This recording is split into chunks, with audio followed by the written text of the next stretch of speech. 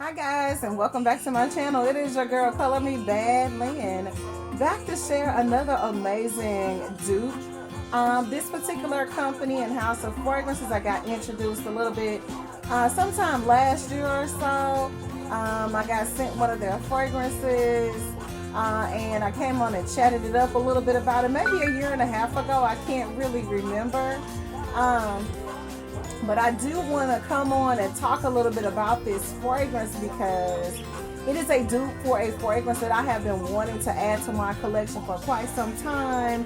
And the original fragrance of this particular duplicate is from the fragrance house of Labo.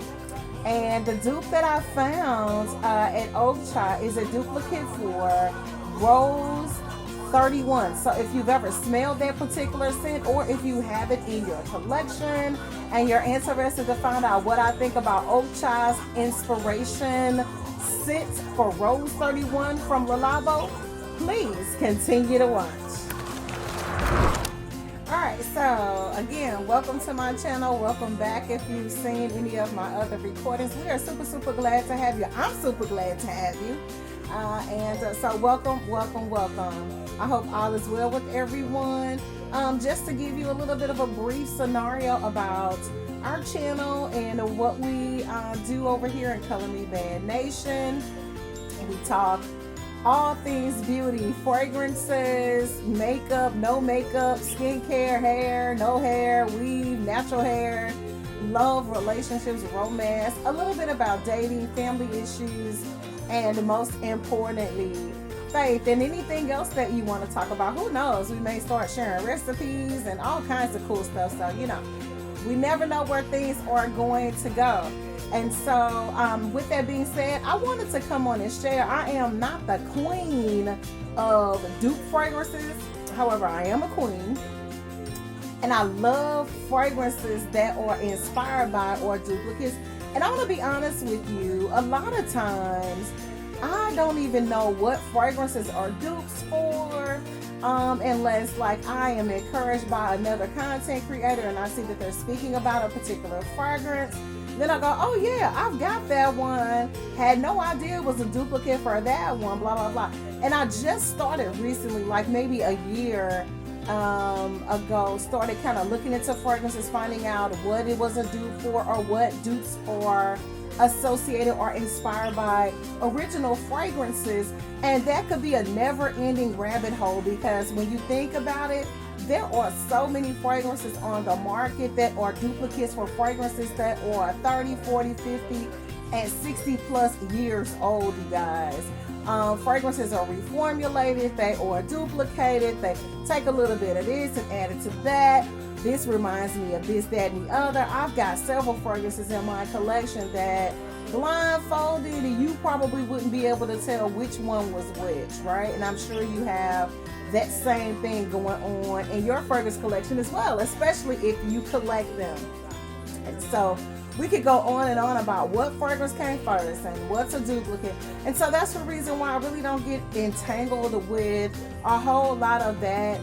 I wouldn't say nonsense, but it's just a lot. It's a whole lot. But every now and again, you'll get a fragrance in your collection and you can't help but to notice what is a duplicate for. A couple of fragrances that I love to talk about that I have dupes for are kind of like Lost Cherry by Tom Ford. I love finding dupes for that one.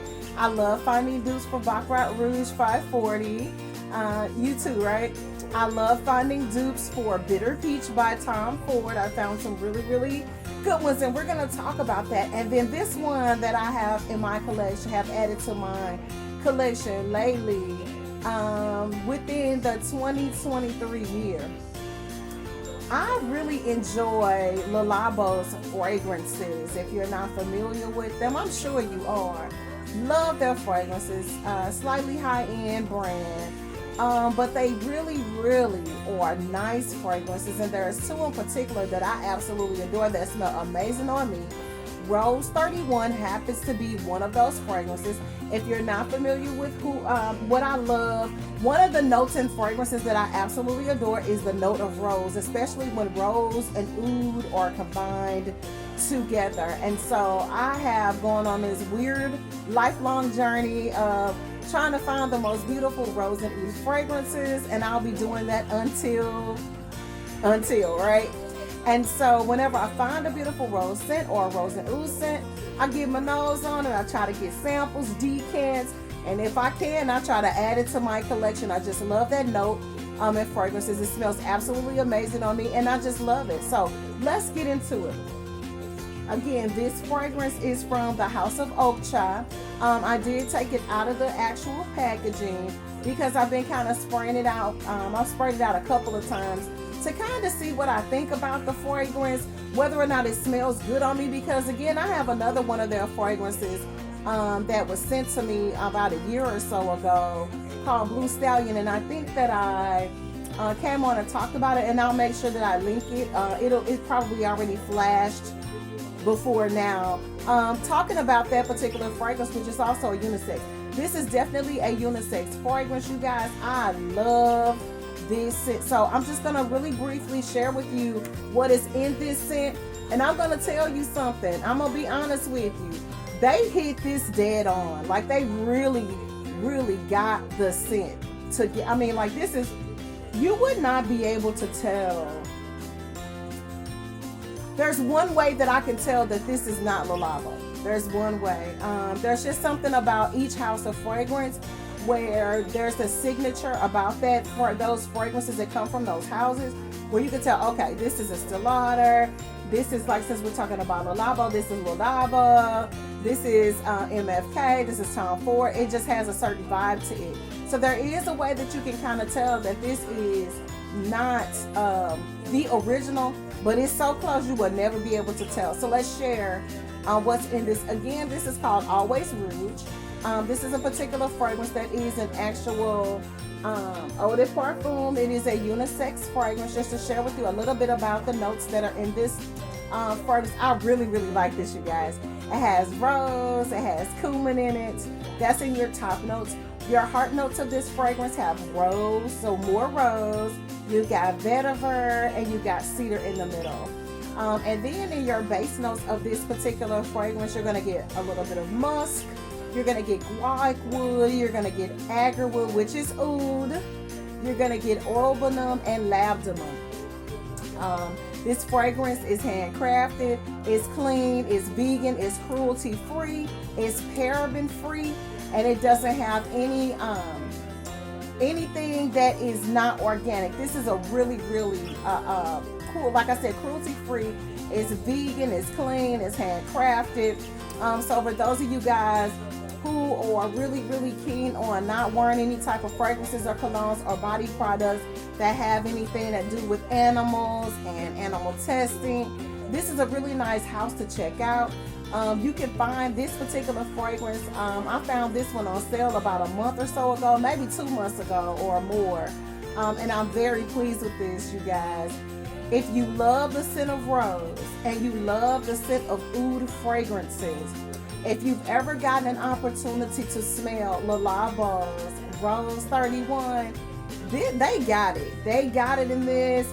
Like I said, there's only one way that I can tell that this is not Le Labo's scent. I won't share what it is because it'll kind of knock that fragrance out and make you buy this one only. But I love that particular scent so much that I don't mind having both in my collection. I can't wait to add that one. This put the seal on the deal for me as far as adding the Rose 31 to my collection.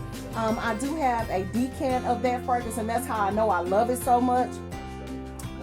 When it first launched, I made sure I got a couple of samples of it. You know, some high-end stores will allow you to make your own samples of fragrances when they come out. And so that's what I did, and it's such a gorgeous fragrance. I will say the longevity in this particular scent lasts anywhere between 4 to 6 and possibly 8+ hours if you layer properly with this particular scent.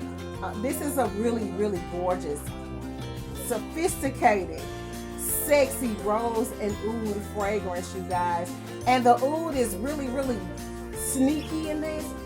So if you're just getting used to wearing oud and rose fragrances, this is a really nice blend and a really nice offering to get hip to without spending hundreds and hundreds and hundreds of dollars. Because rose and oud can get way up there if it's properly blended.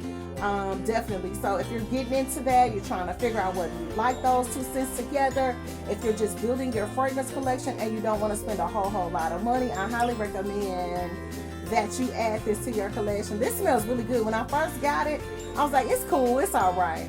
But as I'm spraying it today, really enjoying it.